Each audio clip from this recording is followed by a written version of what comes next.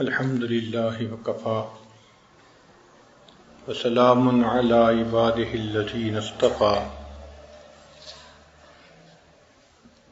اما بعد اعوذ باللہ من الشیطان الرجیم بسم اللہ الرحمن الرحیم انہم کانوا یسارعون فی الخیرات ویدعوننا رغبا ورہبا وَكَانُوا لَنَا خَاشِعِينَ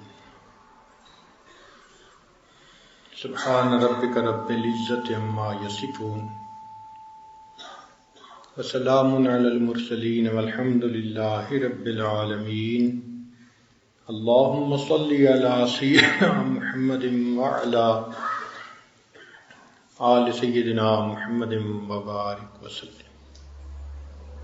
قرآن مجید فرقان حمید میں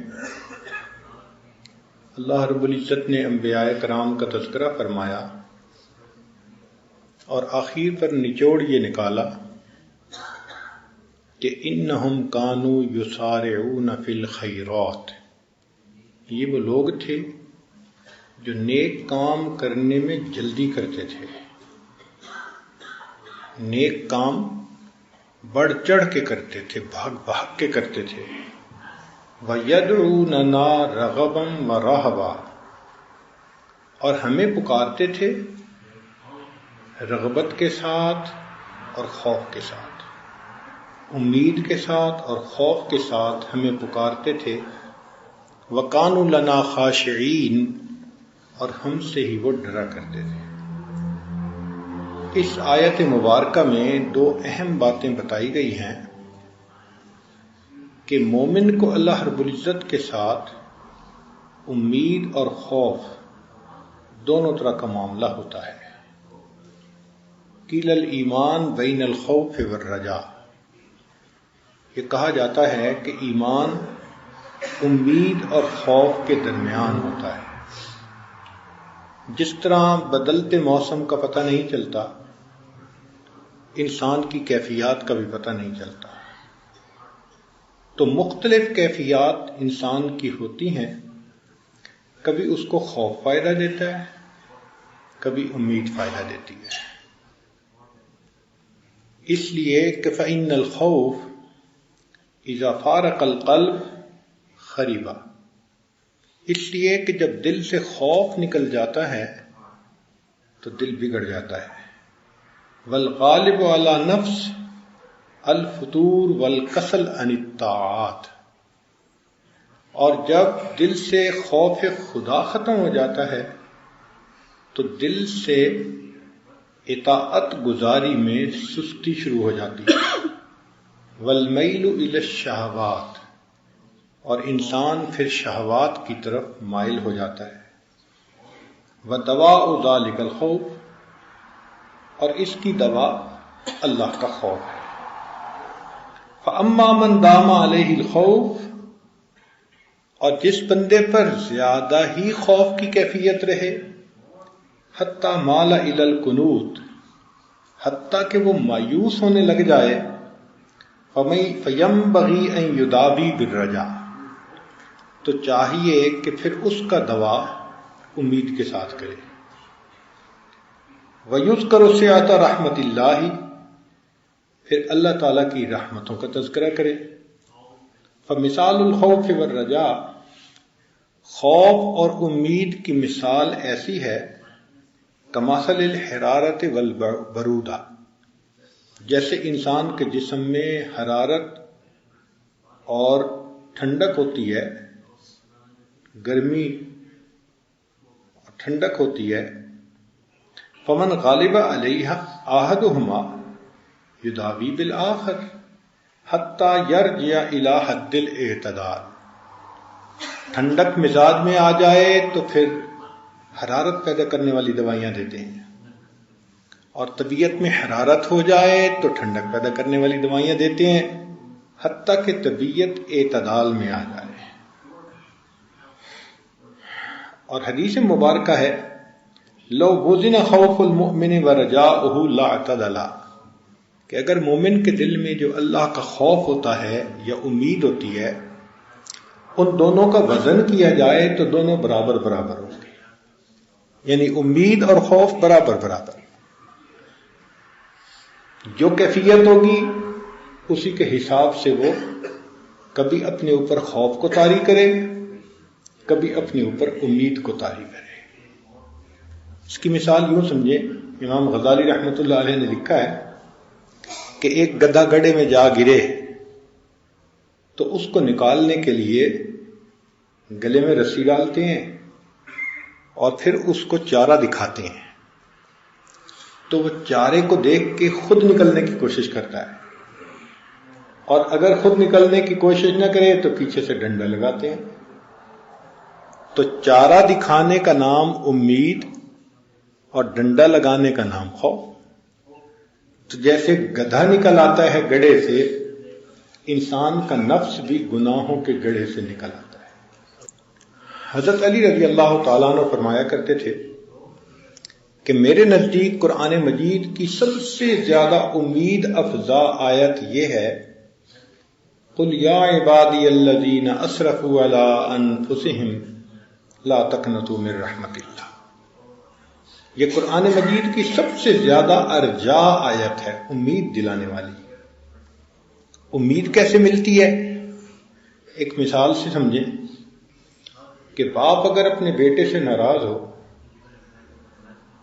تو پھر بیوی کو کہتا ہے کہ اس کو سمجھا دو، یہ سیدھا ہو جائے ورنہ میں اسے گھر سے نکال دوں گا. اب دیکھیں انداز تخاطب بدل گیا غصے کی وجہ سے. یہ نہیں کہہ رہا میرے بیٹے کو سمجھا دو، اسے سمجھا دو، یہ سیدھا ہو جائے ورنہ میں اسے سیدھا کر دوں گا. تو انداز گفتگو سے پتہ چلتا ہے کہ والد خفا ہے. مگر اللہ رب العزت اس آیت مبارکہ میں گناہگاروں کا تذکرہ فرماتے ہیں. کن الفاظ کے ساتھ؟ قل یا عبادی، کہہ دو اے میرے بندو. یعنی گناہوں کے باوجود اللہ نے اپنی بندگی کی لسٹ سے تو خارج نہیں نہ کیا، اے میرے بندو. تو میرے بندوں کا لفظ بتا رہا ہے کہ پروردگار چاہتے ہیں کہ یہ واپس لوٹ آئے. ثوبان اللہ عنہ فرماتے ہیں کہ نبی علیہ الصلوۃ والسلام نے ارشاد فرمایا، ما احب ان لی الدنیا وما فیہا بہذہ الآیہ. اس آیت کے بدلے پوری دنیا بھی مل جاتی تو میں قبول نہ کرتا. ساری دنیا کے مقابلے میں یہ آیت جو مجھے مل گئی یہ مجھے زیادہ محبوب ہے. بعض بزرگوں نے کہا کہ ارجا آیت یہ ہے، ان اللہ لا یغفر ان یشرک بہ ویغفر ما دون ذلک لمن یشاء، کہ اللہ تعالیٰ شرک کو تو معاف نہیں کریں گے، اس کے سوا جو بھی گناہ ہوگا اللہ تعالیٰ چاہیں گے تو اس کو معاف کر دیں گے. تو بہت امید دلانے والی آیت ہے. ایک اور بزرگ فرماتے تھے، وَمَن يَعْمَلْ سُوءًا أَوْ يَظْلِمْ نَفْسَهُ ثُمَّ يَسْتَغْفِرِ اللَّهَ يَجِدِ اللَّهَ غَفُورًا رَحِيمًا. یہ قرآن مجید کی سب سے زیادہ امید دلانے والی آیت ہے. کیوں؟ کہ اس میں اللہ تعالیٰ نے تذکرہ کیا ان لوگوں کا جو گناہ گار ہیں اور توبہ بھی کرتے ہیں. اللہ فرماتے ہیں کہ وہ پائیں گے اپنے رب کو مغفرت کرنے والا اور رحمت کرنے والا. امام زین العابدین رحمۃ اللہ علیہ فرماتے تھے کہ قرآن مجید کی سب سے امید دلانے والی آیت ہے، وَلَسَوْفَ يُعْطِيكَ رَبُّكَ فَتَرْضَىٰ. تیرا رب تجھے اتنا دے گا کہ تو خوش ہو جائے گا. ہم اپنی زبان میں ترجمہ کریں تو یوں بنے گا کہ وَلَسَوْفَ يُعْطِيكَ رَبُّكَ فَتَرْضَىٰ. تیرا رب تجھے اتنا دے گا کہ تو بس بس کرے گا. اے میرے حبیب صلی اللہ علیہ وسلم، تیرا رب تجھے اتنا دے گا کہ تو بس بس کرے گا. تو یہ آیت قرآن مجید کی سب سے زیادہ امید والی آیت ہے. کیوں؟ اس لیے کہ حدیث قدسی ہے، اللہ رب العزت نے فرمایا یا جبریل، اے جبریل اذهب الی محمد صلی اللہ علیہ وسلم، جاؤ میرے محبوب صلی اللہ علیہ وسلم کے پاس، وَقُلْ لَهُ إِنَّا سَنَرْدِيكَ فِي أُمَّتِكَ، اور بتاؤ کہ میں امت کے معاملے میں آپ کو راضی کروں گا. اللہ اکبر. تو جب اللہ رب العزت نے فرمایا تو وہ فرمایا کرتے تھے فَإِنَّ مُحَمَّدًا صلی اللہ علیہ وسلم لا يرضى وواحد من أمته في النار، کہ نبی علیہ السلام کبھی راضی نہیں ہوں گے اگر ان کی امت کا ایک بندہ بھی جہنم میں ہوگا. کیسے راضی ہو سکتے ہیں؟ تو یہ بہت امید دلانے والی آیت ہے. تاہم خوف کا تعلق خارج کے ساتھ ہوتا ہے اور حزن کا تعلق داخل کے ساتھ ہوتا ہے. اندر جو غم ہوتا ہے نا اس کو حزن کہتے ہیں، اور باہر سے جو ڈر ہوتا ہے کسی کا اس کو خوف کہتے ہیں. اب خوف اور حزن دونوں کی تاثیر ہے. حزن کی تاثیر یہ ہے کہ جب انسان کا دل محزون ہو تو کھانا پینا چھوٹ جاتا ہے. جوان بیٹا فوت ہو گیا، ماں کا دل ہی نہیں چاہتا کھانے کو. بیٹا گم ہو گیا، کھانے کو دل نہیں چاہتا. بچہ فیل ہو گیا، اس کا کھانے کو دل نہیں چاہتا. کسی نے پبلک انسلٹ کر دی، چونکہ دل غم زدہ ہے، کھانے کو دل نہیں چاہتا. تو حزن کی وجہ سے کھانا پینا چھوٹ جاتا ہے، اور خوف کی وجہ سے انسان سے گناہ چھوٹ جاتے ہیں. جس بندے کے دل میں اللہ کا خوف ہوتا ہے وہ پھر گناہوں کو چھوڑ دیتا ہے.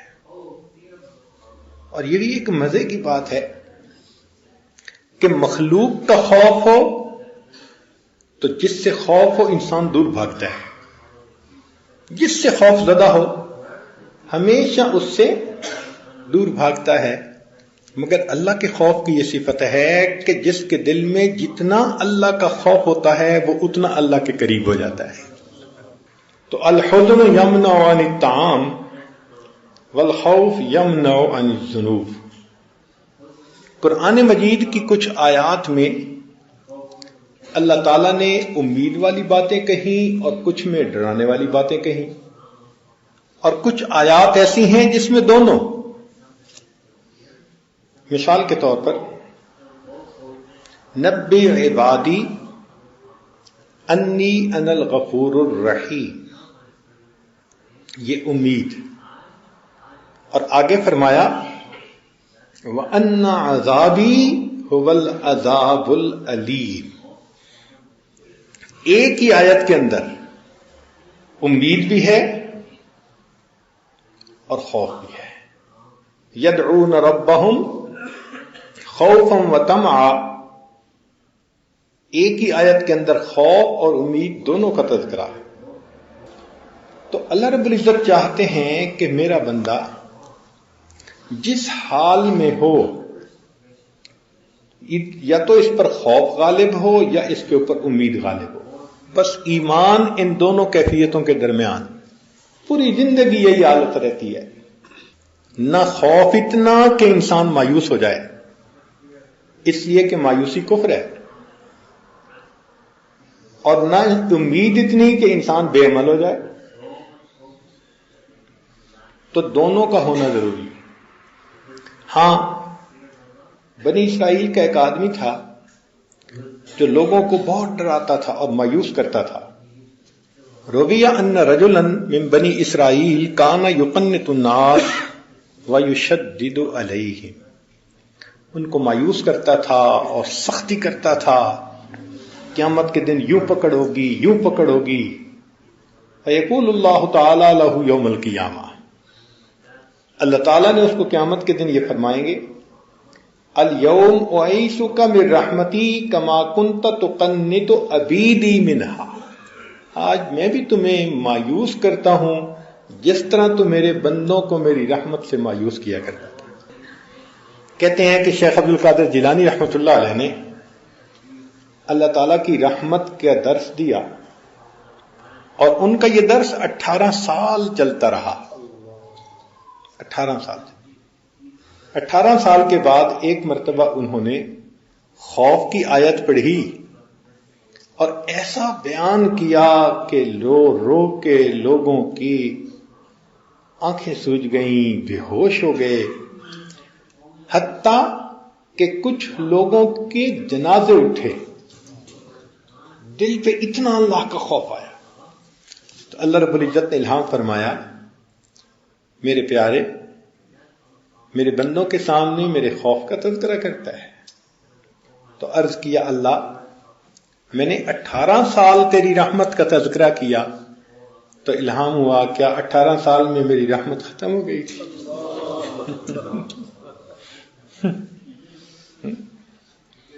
کیا 18 سال میں میری رحمت ختم ہو گئی تھی؟ اللہ رب العزت بھی چاہتے ہیں کہ میرے بندے میرے بن کے رہیں، ان کے دلوں میں امید رہے۔ خوف تو تب ہے کہ جب بغاوت دل میں آئے، پھر تو ڈنڈا دکھانا پڑتا ہے، جوتا دکھانا پڑتا ہے۔ چنانچہ اللہ رب العزت نے داؤد علیہ السلام کی طرف وحی نازل فرمائی، احببنی واحب من یحبنی وحببنی الی خلقی، کہ آپ بھی مجھ سے محبت کریں اور بندوں کے دلوں میں بھی میری محبت ڈالیں اور مجھے بھی مخلوق کا محبوب بنا دیں۔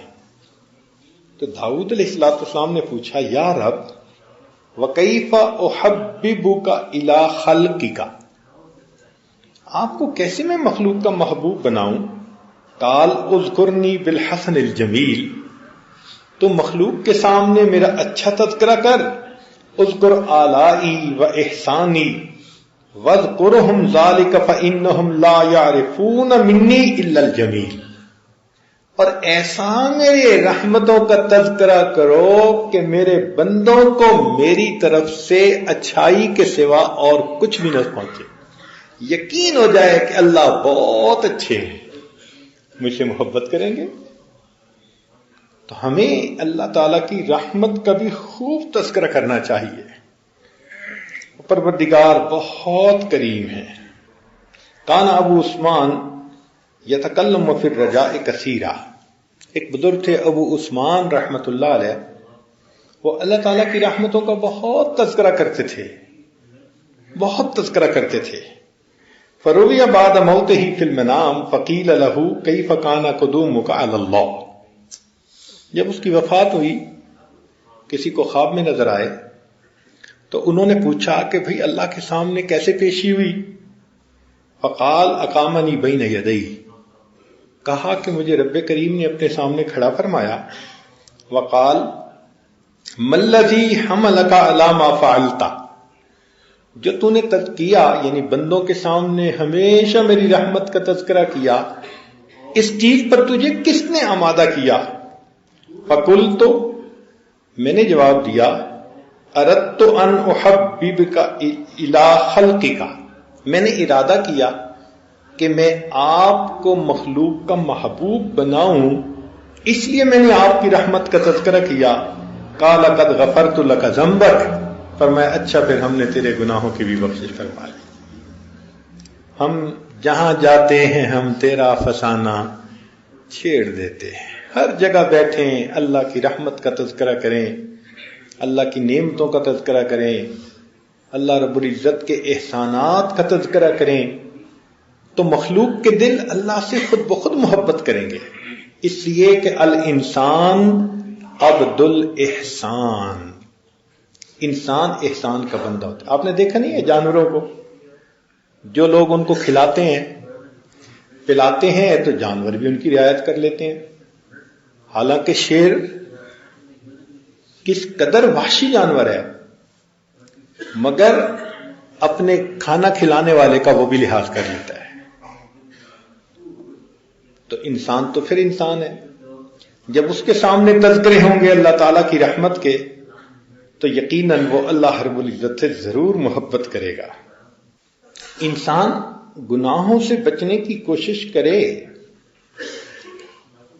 جتنی کر سکتا ہے، اور اگر سرزد ہو تو اللہ تعالیٰ سے معافی مانگے، اور کوشش یہ کرے کہ اللہ تعالیٰ سے حسن ظن رکھے. حدیث پاک میں ہے تم میں سے کوئی بندہ نہ مرے مگر اس حال میں کہ اللہ تعالیٰ کے ساتھ حسن ظن ہو، اچھا گمان ہو کہ میرا مالک بہت کریم ہے، بڑا مہربان ہے، وہ ضرور میرے اوپر مہربانی فرمائے گا. چنانچہ عمر بن خطاب رضی اللہ عنہ فرماتے ہیں ایک عورت تھی، اس کا بیٹا گم ہو گیا. وہ بیچاری لشکر میں ادھر ادھر بھاگی پھر رہی تھی اور اس کو کوئی ہوش نہیں تھا. اچانک اس کو بیٹا ملا، اس نے بیٹے کو اٹھایا، سینے سے لگایا اور خوب اس کو پیار کیا. تو جب اس کو اس طرح پیار کرتے دیکھا تو نبی علیہ السلام نے صحابہ سے پوچھا کیا یہ ماں اپنے اس بیٹے کو آگ میں ڈال دے گی؟ تو صحابہ نے عرض کیا اے اللہ کے حبیب صلی اللہ علیہ وسلم، یہ تو اتنی پاگل بنی پھرتی ہے کہ ذرا نظروں سے اوجھل ہوا تو اس کو چین نہیں تھا، قرار نہیں تھا. جب تک بیٹا مل نہیں گیا اس کی حالت دیکھنے والی تھی، اور اب اس نے بیٹے کو اٹھایا، سینے سے لگایا، چوم رہی ہے، دودھ پلا رہی ہے، یہ کیسے آگ میں ڈالے گی؟ تو نبی علیہ الصلوۃ والسلام نے فرمایا اللہ ارحم بعبادہ من ھذہ بولدھا، کہ جتنا یہ عورت اپنے بیٹے پر مہربان ہے اللہ رب العزت اپنے بندوں پر اس سے زیادہ مہربان ہے. تو اللہ تعالیٰ کبھی نہیں چاہتے کہ میرے بندے جہنم میں جائیں. اس لیے قیامت کے دن بہانے ہوں گے. کہتے ہیں نا اللہ کی رحمت بہانے ڈھونڈتی ہے، بہانے ہوں گے، اللہ تعالیٰ بخشش کر دیں گے. ایک عجیب حدیث مبارکہ ہے، ذرا توجہ سے سنیے گا. روی ان رجلین یوم القیامت یخرجان من النار، روایت ہے کہ قیامت کے دن دو بندے جہنم میں ہوں گے، اللہ تعالیٰ ان دونوں کو جہنم سے نکالیں گے. فیقول اللہ تعالی لہما کیف وجدتما مقیلکما وسوء مسیرکما، اللہ تعالیٰ کہیں گے بتاؤ بھائی یہ تمہارا برا ٹھکانہ تم نے اس کو کیسے پایا؟ فیقول لون، دونوں کہیں گے شر مقیل و اسوأ مسیر، بہت برا ٹھکانہ، اس سے تو برا ٹھکانہ ہو ہی نہیں سکتا. فیقول اللہ تعالی فیأمر بردہما الی النار، پھر اللہ تعالیٰ جب ان سے یہ سنیں گے نا کہ واقعی بہت برا ٹھکانہ، اللہ ان دونوں کو حکم دیں گے اچھا جاؤ جہنم میں. فاما احدہما فیبادر الیہا، ان میں سے ایک تو بھاگ پڑے گا، سپیڈ لگا دے گا کہ اللہ کا حکم ہو گیا جاؤ جہنم میں، وہ بھاگ پڑے گا. وَأَمَّا الْآخَرُ، جو دوسرا ہوگا فَيَتَفَقَّفُ، وہ ذرا رکے گا، پھر پیچھے دیکھے گا، پھر کچھ چلے گا، پھر پیچھے دیکھے گا. فَيَقُولُ اللَّهُ تَعَالَى لَلَّذِي بَادَرَ مَا حَمَلَكَ عَلَى مَا صَنَعْتُ، ان میں سے اللہ اس سے پوچھیں گے جو بھاگ پڑا تھا کہ تو نے ایسے کیوں کیا؟ فیقول، وہ کہے گا عصیتک فی الدنیا، اللہ دنیا میں آپ کی نافرمانی کر بیٹھا. افاعصیک فی الآخرہ، کیا میں آخرت میں بھی آپ کی نافرمانی کروں؟ تو آپ کا حکم ہوا جاؤ جہنم میں، تمہیں بھاگ پڑا. ویقول للذی توقف ما حملک علی ما صنعت، اور جو بندہ رک رک کے جا رہا تھا، پیچھے دیکھتا جا رہا تھا، اس سے پوچھیں گے تو نے ایسے کیوں کیا؟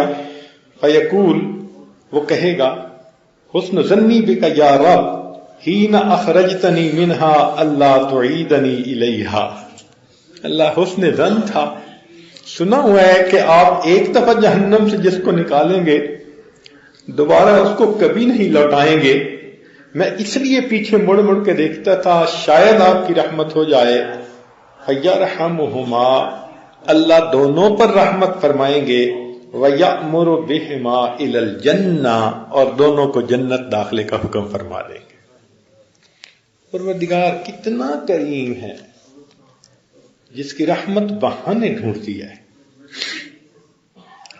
وروی ان رسول اللہ صلی اللہ علیہ وسلم قال یہ رحمت کی بات عجیب سننے سے لائق ہے کہ نبی علیہ الصلوۃ والسلام نے ارشاد فرمایا والذی نفس محمد بیدہ قسم ہے اس ذات کی کہ محمد صلی اللہ علیہ وسلم کی جان جس کے قبضے میں ہے لیغفرن اللہ تعالی یوم القیامت مغفرتن کہ اللہ قیامت کے دن اتنی بخشش کرے گا ما خطرت علی قلب بشر کسی بشر کے دل پر اس کا گمان بھی نہیں گزرا. سوچ بھی نہیں سکتا انسان وہاں تک اللہ تعالی کی مغفرت ہوگی. پھر نبی اسلام نے فرمایا والذی نفسی بیدہ قسم ہے اس ذات کی کہ جس کے قبضے میں میری جان ہے لیغفرن اللہ یوم القیامت مغفرتن کہ اللہ تعالیٰ قیامت کے دن اتنی مغفرت فرمائیں گے یتطاول لہا ابلیس رجاء ان تنالہ کہ ابلیس بھی گردن اٹھا کر دیکھے گا شاید میری بھی مغفرت ہو جائے گی. اتنی اگر اللہ کی رحمت ہوگی کہ شیطان کو بھی امید لگ جائے گی تو سوچیں تو صحیح وکان بالمؤمنین رحیما. قیامت کے دن وہ اللہ تعالیٰ اپنے ایمان والے بندوں کے ساتھ بڑا رؤوف الرحیم ہوگا. اس لیے نبی علیہ السلام نے فرمایا لا يدخل النار من بکا من خشیت اللہ تعالی حتی یلج اللبن فی الدرع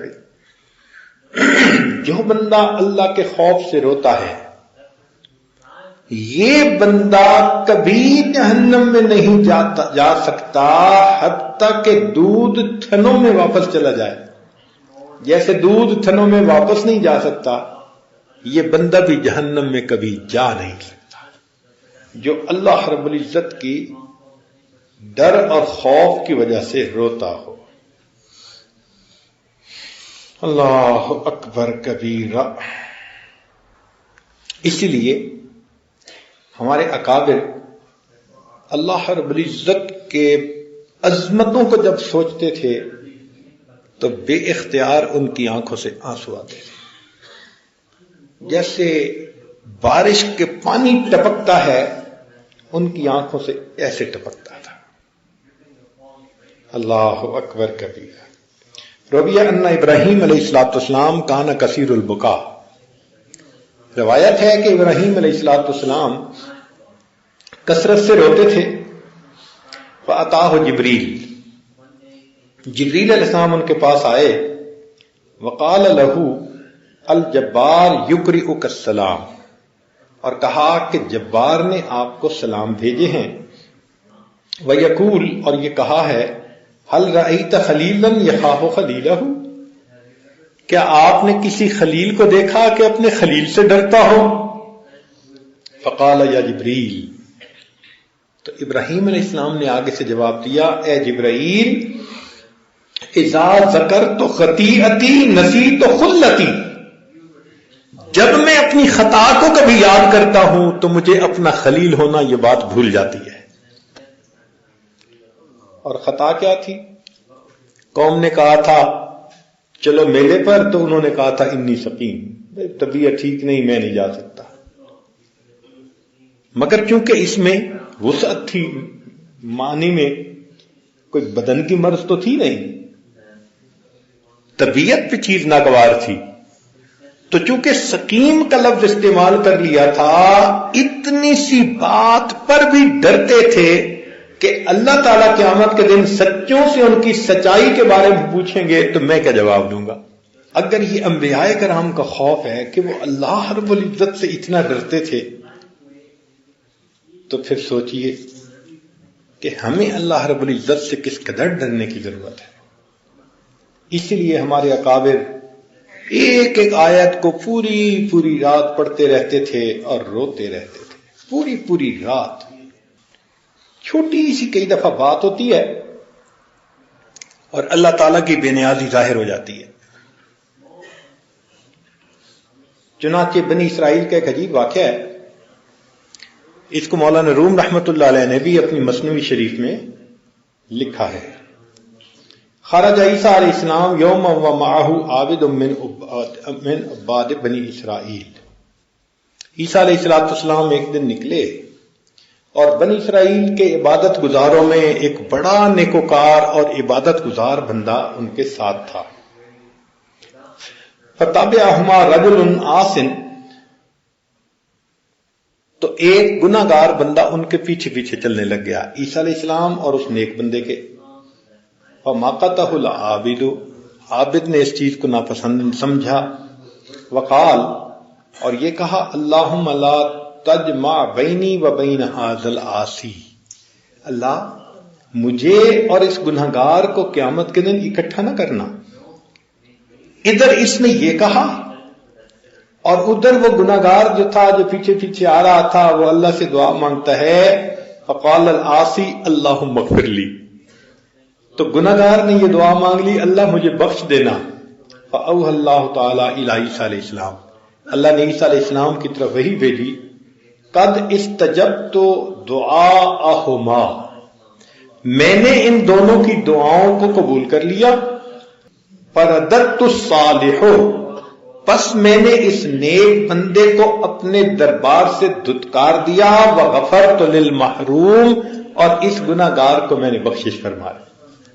کہ گناہ گار نے کہا تھا اللہ بخشش کر دے، تو میں نے اس کی بخشش کر دی.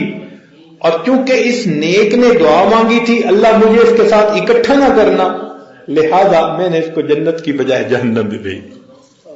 کتنی چھوٹی سی بات ہے، پتہ نہیں کتنے سالوں سے عبادت میں لگا ہوگا، مگر اس کی یہ چھوٹی سی بات جو ظاہر ہمارے دیکھنے میں، اللہ کے ہاں تو چھوٹی نہیں ہے نا، مگر ہمارے دیکھنے میں تو یہ چھوٹی سی بات ہے.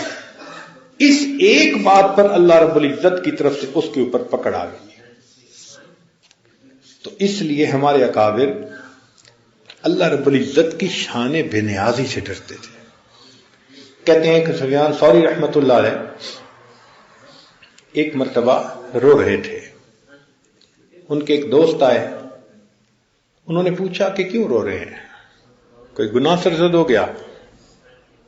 تو ایک گندم کا دانہ پڑا تھا، انہوں نے گندم کا دانہ اٹھایا اور کہا کہ اللہ کی قسم میں نے اس گندم کے دانے کے برابر بھی کوئی اللہ کی نافرمانی نہیں کی، میں نے ارادے سے کوئی گناہ نہیں کیا، گندم کے دانے کے برابر بھی گناہ نہیں کیا.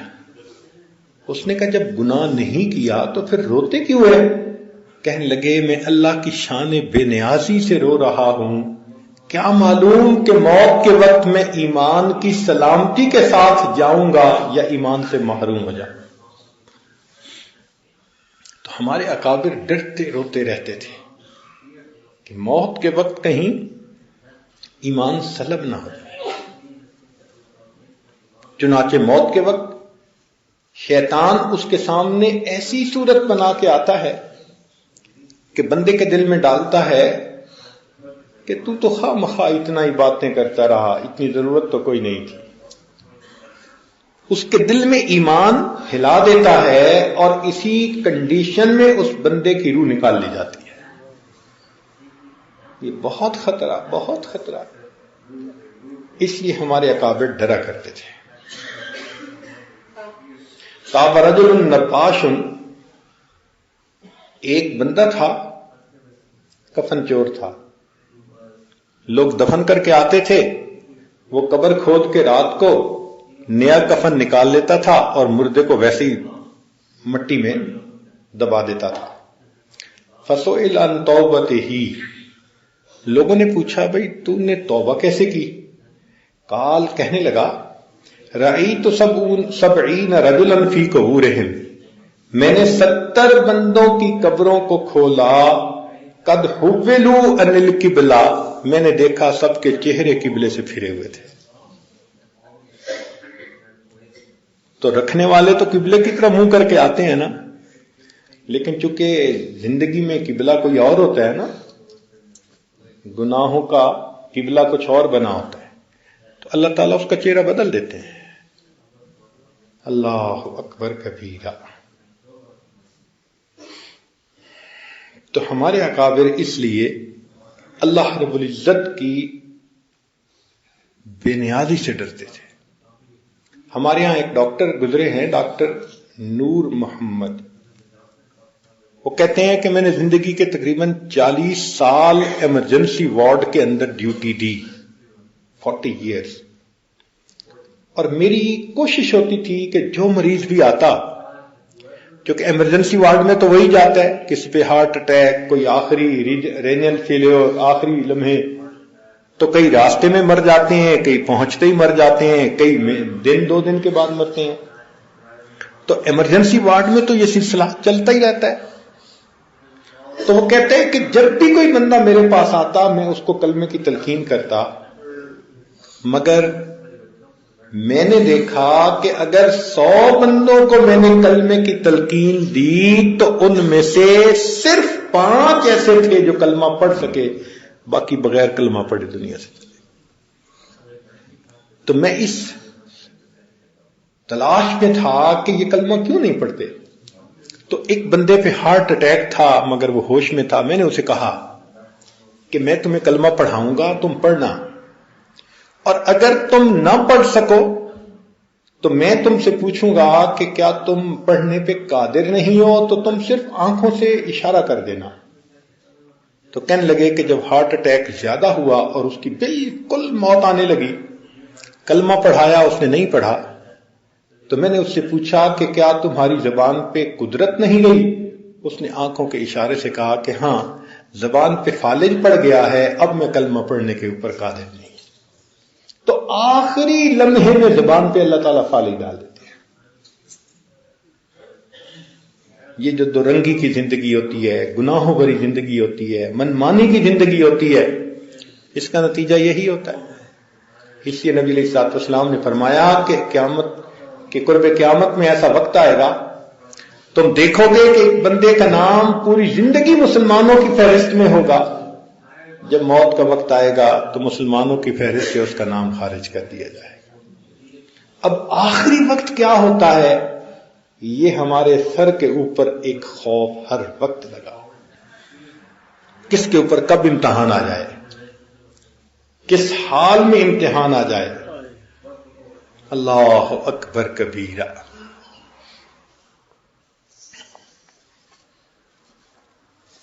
چنانچہ ولما مکر بابلیس لعنہ اللہ طفق جبریل و میکائیل علیہم السلام یبکیان، کہ جب اللہ رب العزت نے شیطان مردود سے یہ کہا کہ فخرج منہا فانک رجیم، نکل جا یہاں سے تو مردود ہے.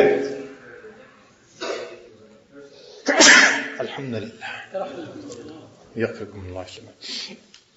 تو رب کریم نے فرمایا کہ اے جبرائیل اور اے میکائیل، تم کیوں رو رہے ہو؟ یعنی اللہ رب العزت نے شیطان کو رد فرمایا، اور جب اس کا حال فرشتوں نے دیکھا تو فرشتے رونے لگ گئے. تو جب فرشتوں کو روتے دیکھا تو فَأَوْحَى اللَّهُ تَعَالَى إِلَيْهِمَا مَا لَكُمَا تَبْكِيَانِ، اللہ تعالیٰ نے ان دونوں سے پوچھا کہ تم دونوں کیوں روتے ہو؟ قالا، دونوں جواب دیا، یا رب ما نأمن مکرک، اے اللہ ہم دونوں آپ کی خفیہ تدبیر سے امن میں نہیں، پتہ نہیں ہمارا انجام کیا ہوگا. قال اللہ تعالی، اللہ نے فرمایا، ہاکذا کونا لا تأمنا مکری، ایسے ہی ہونا چاہیے، تم دونوں کو میری خفیہ تدبیر سے ڈرتے ہی رہنا چاہیے. اللہ اکبر. اگر فرشتے ڈر رہے ہیں اللہ کی تدبیر سے تو پھر ہمارا کیا حال ہوگا. اس لیے بہت ڈرنے والی بات ہے کہتے ہیں کہ ایک مرتبہ جبریل علیہ السلام نبی الاسلام کی خدمت میں حاضر ہوئے تو نبی علیہ السلام بیت اللہ کے قریب تھے. تو جبریل علیہ السلام نے بیت اللہ کا غلاف پکڑا اور دعا مانگی، الہی لا تبدل جسمی ولا تغیر اسمی. اور ڈر رہے تھے اور کانپ رہے تھے. تو نبی علیہ السلام نے پوچھا، جبرائیل یہ تم نے کیا دعا مانگی؟ تو انہوں نے کہا، اے اللہ کے حبیب صلی اللہ علیہ وسلم، میں نے شیطان کو مردود ہوتے آنکھوں سے دیکھا ہے. ہزاروں سال اس نے عبادت کی تھی اور بالآخر وہ اللہ کے دربار سے دھتکار دیا گیا. تو جب سے میں نے شیطان کو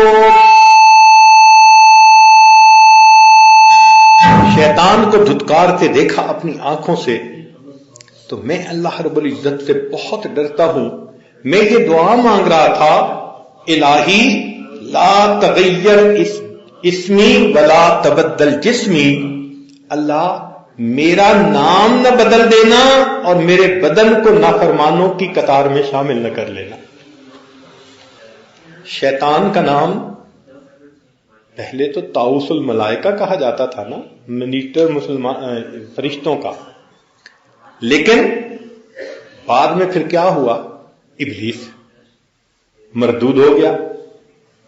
اللہ نے نام بھی بدل دیا اور فرما برداروں کی فہرست سے اس کا نام نکال کے نافرمانوں میں شامل فرما دیا کہ یہ میرا دشمن ہے. تو کہنے لگے کہ جب میں نے شیطان کو مردود ہوتے دیکھا، اس وقت سے اللہ کا ایسا خوف ہے میرے دل میں کہ میں دعا مانگتا ہوں، الہی میرا نام نہ بدل دینا، میرے جسم کو فرما برداروں کی فہرست سے نکال کے نافرمانوں میں شامل نہ کر دے. فرشتے اگر روتے اور دعا کرتے ہیں تو ہمیں تو بہت زیادہ رونے کی ضرورت ہے. حضرت شیخ الحدیث رحمت اللہ علیہ نے واقعہ لکھا ہے نا، عبداللہ اندلسی رحمت اللہ علیہ کا، تفسیر سے لکھا ہے. حافظ الحدیث 1,00,000 حدیثیں یاد تھیں، حافظ قرآن تھے، لاکھوں بندے ان کے شاگرد تھے. حضرت شبلی رحمت اللہ علیہ کے شیخ ایک مرتبہ اپنے شاگردوں کے ساتھ جا رہے تھے. ایک نصارہ کی بستی کے قریب سے گزرنا ہوا تو ان کے گھروں کے اوپر صلیبیں لٹکی ہوئی تھیں، صلیب کے نشانات بنے ہوئے تھے. تو شیخ نے ان کو دیکھا اور کہنے لگے، یہ کیسے کم عقل لوگ ہیں، اللہ کے ساتھ شریک بناتے ہیں. بس اتنی سی بات ہوئی. اس کے بعد نماز کا وقت تھا تو انہوں نے شاگردوں کو کہا کہ بھائی وضو کرو، نماز کی تیاری کر لو. تو بستی کے باہر ایک کنواں تھا، سب وہاں پر وضو کرنے کے لیے چلے گئے. جب وضو کرنے کے لیے گئے تو کچھ نوجوان لڑکیاں بستی کی وہاں پانی بھر رہی تھیں اور یہ ان کے انتظار میں کھڑے ہو گئے. تھوڑی دیر کے بعد جب وہ چلی گئی تو شاگردوں نے کہا کہ حضرت وہ چلی گئی ہیں، اب ہم وضو کر لیں. تو وہ کہنے لگے کہ نہیں، بس تم لوگ وضو کرو اور نماز پڑھو، میرے اندر تو جو کچھ تھا وہ سب کا سب مجھ سے چھین دیا گیا، میرا اندر خالی ہو گیا. بڑا کہا مگر انہوں نے کہا نہیں، جاؤ. لوگوں نے نماز پڑھی، بہت دیر منت سماجت کی، مگر وہ وہیں بیٹھے رہے، حتیٰ کہ ان کے کہنے پر شاگرد واپس آ گئے. اب جب واپس آئے اور انہوں نے آ کے اپنے مقام پہ لوگوں کو بتایا کہ ہمارے استاد کے ساتھ تو یہ بنا، تو لوگوں کا تو رو رو کے برا حال ہو گیا. عجیب کیفیت لوگوں کی کہ اتنے نیک آدمی، قرآن کے بھی حافظ، حدیث کے بھی حافظ، 1,00,000 حدیثیں جن کو یاد ہوں اور جو لاکھوں بندوں کی ہدایت کا ذریعہ بن رہے ہوں، ان کے ساتھ یہ کیفیت آ گئی. خیر، ادھر معاملہ کیا ہوا کہ جب وہ لوگ چلے گئے تو عبداللہ اندلسی رحمت اللہ علیہ اٹھے اور بستی کے ایک بندے سے پوچھا کہ وہ جو لڑکیاں پانی بھر رہی تھیں ان میں اس طرح کے کپڑوں والی لڑکی کون تھی؟ اس نے کہا کہ بستی کا جو سربراہ ہے، امیر ہے، اس کی بیٹی ہے وہ۔ پوچھا گھر کہاں؟ اس نے کہا فلاں جگہ گھر ہے۔ گئے، دروازہ کھٹکھٹایا تو وہ نصرانی نکلا۔ پوچھا اس سے کہ کیا یہ تمہاری بیٹی تھی جو ابھی پانی بھر کے واپس آئی؟ اس نے کہا۔ کہنے لگے کہ کیا میری اس سے شادی ہو سکتی ہے؟ اس نے کہا بھئی دیکھو، ہم اجنبی لوگوں سے تو شادی کرتے نہیں، اگر تم چاہتے ہو تو ہمارے پاس کچھ عرصہ رہو، ہماری آپس میں تعارف ہو تو پھر ہم سوچ سکتے ہیں۔ کہنے لگے ٹھیک ہے میں رہتا ہوں۔ اس نے کہا مگر ایک کام کرنا ہوگا۔ کیا؟ کہ ہم نے سور پالے ہوئے ہیں کئی سارے، جیسے لوگ بکریاں پالتے ہیں نا، ایسے سور پالتے تھے یہ نصرانی، تو ان کو چرانا پڑتا ہے، تو آپ کی یہ ڈیوٹی ہوگی کہ آپ سارا دن سور چرائیں گے، یہ کام کریں گے، پھر یہاں رہیں گے۔ کہنے لگے ٹھیک ہے۔ اب اندازہ لگائیے، صبح ہوتا یہ سور نکالتے اور سوروں کو سارا دن چراتے ہوئے شام کو واپس لے آتے۔ 1 سال اسی حال میں گزر گیا۔ ادھر شبلی رحمت اللہ علیہ، ان کو اپنے استاد سے بڑی محبت تھی، سچی عقیدت تھی۔ وہ ہمیشہ سوچتے تھے کہ جو ان کے ساتھ ہوا یہ اللہ کی طرف سے کوئی امتحان ہے، مگر میرے شیخ نیک تھے، متقی تھے، اللہ ان کی حفاظت ضرور کریں گے۔ 1 سال کے بعد وہ ان کے حالات کا پتہ کرنے کے لیے اس بستی میں آئے۔ بندوں سے پوچھا بھئی اس طرح کا ایک بندہ یہاں رہتا ہے؟ ان کا ہاں تم باہر چلے جاؤ اور وہاں سور چر رہے ہوں گے اور وہ ان کو چرا رہا ہوگا۔ تو وہ باہر کی طرف چلے گئے۔ ایک میدان میں دیکھتے ہیں کہ گھاس ہے اور سور چر رہے ہیں، اور یہ شیخ اس جگہ کھڑے ہوئے۔ قریب آئے، پوچھا کہ آپ تو قرآن مجید کے حافظ تھے، کیا ابھی قرآن مجید کا حفظ باقی ہے؟ کہنے لگے نہیں، میں پورا قرآن پاک بھول گیا۔ پورا قرآن پاک بھول گئے۔ انہوں نے کہا کوئی ایک آیت یاد ہو؟ تو سوچ کے کہنے لگے ہاں ایک آیت مجھے یاد آتی ہے۔ کیا؟ وَمَن يُهِنِ اللَّهُ فَمَا لَهُ مِن مُّكْرِمٍ، جسے اللہ ذلیل کرنے پہ آتا ہے اسے عزت دینے والا کوئی نہیں ہوتا۔ اللہ کی شان بے نیازی دیکھیے، جسے اللہ ذلیل کرنے پہ آتا ہے اسے عزت دینے والا کوئی نہیں ہوتا۔ بس یہ آیت یاد رہ گئی کہ آپ تو حدیث کے حافظ تھے۔ 1,00,000 حدیثیں بھول گیا، کوئی یاد ہے؟ ہاں ایک یاد ہے، من بدل دینہ فاقتلوہ، جو اپنے دین کو بدل دے اس بندے کو قتل کر دیا جائے۔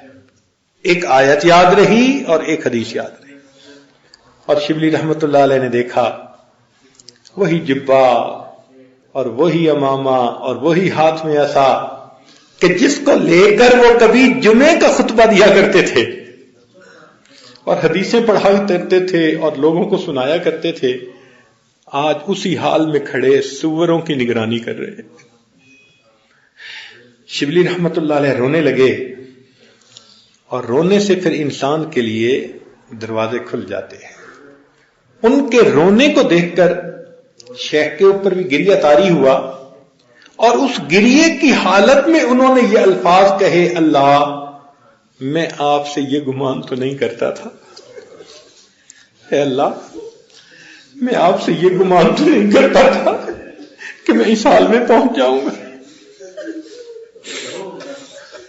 اے اللہ میں یہ گمان تو نہیں کرتا تھا۔ بس اللہ رب العزت کی پھر رحمت متوجہ ہوئی، اور اللہ نے پھر ان کے دل میں وہ نعمت واپس لوٹا دی۔ پھر وہ واپس آئے، پھر اللہ نے قرآن پاک بھی واپس یاد کروا دیا، 1,00,000 حدیثیں بھی یاد کروا دی۔ تو شبلی رحمت اللہ علیہ نے ان سے پوچھا کہ حضرت یہ سارا معاملہ جو ہوا اس کے پیچھے معاملہ کیا تھا؟ تو انہوں نے کہا کہ جب میں عیسائیوں کی بستی کے قریب سے گزر رہا تھا تو صلیب کو دیکھ کر میرے ذہن میں ایک بات آئی، یہ کیسے کم عقل ہیں جو اللہ کے ساتھ کسی کو شریک بناتے ہیں۔ اس بات پہ میری پکڑ ہوئی۔ اللہ نے فرمایا اچھا تم اگر ہدایت پر ہو یہ تمہاری عقل کا کمال ہے یا یہ میرا فضل و کمال؟ اللہ اکبر کبیرہ۔ تو اگر اتنی باریک باریک باتوں پہ پکڑ ہو جاتی ہے تو پھر ہم کس کھیت کی گاجر مولی ہیں بھائی؟ ہمیں تو اللہ تعالیٰ سے بہت ڈرنا چاہیے، جتنا کریں اتنا ڈریں کہ اے پروردگار عالم تو ہم پر مہربانی فرما دینا اور ہمیں اس دنیا سے جاتے ہوئے ایمان کی سلامتی کے ساتھ اللہ آخرت کی طرف لے جانا۔ ہم اس قابل نہیں ہیں۔ یہ فتنوں کا زمانہ ہے، دجالی فتنے شروع ہو چکے ہیں۔ نبی علیہ الصلوۃ والسلام نے جس وقت میں کہا کہ ایک وقت آئے گا تم دیکھو گے صبح ایک وقت ایمان والا ہوگا، شام سونے کے لیے بستر پہ جائے گا ایمان سے خالی۔ تو بھائی کوئی غلطی نہ ہو جائے، کوئی کوتاہی نہ ہو جائے، انسان ہر وقت اللہ سے ڈرتا بھی رہے، معافی بھی مانگتا رہے اور اللہ تعالیٰ کی رحمت کی طرف متوجہ ہو۔ پروردگار عالم ہمارے حال پر رحمت کی نظر فرما اور الہی ہمیں اپنی رحمت ہی کا معاملہ فرما۔ ربنا تقبل منا انک انت السمیع العلیم تب علینا انک انت التواب الرحیم۔